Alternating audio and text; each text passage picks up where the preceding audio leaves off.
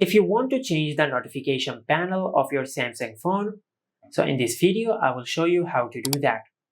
First of all, just go to your home screen and open the Google Play Store.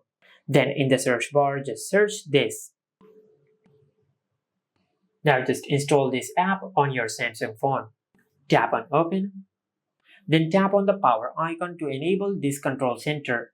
Now just give this app all these permissions. Now just enable the toggle for accessibility and select Accept. Now from here, just tap on Installed Apps and select Me Control Center. Now just enable this toggle. Then select Allow. After that, just enable the toggle for notifications. Now just enable the toggle for Me Control Center and select Allow. Now just tap on Settings and tap on Notifications.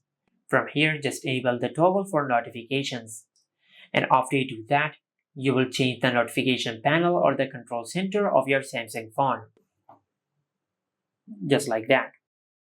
And this is how you can change the Samsung notification panel on any Samsung phone. Make sure to like, comment, and subscribe. Thank you for watching.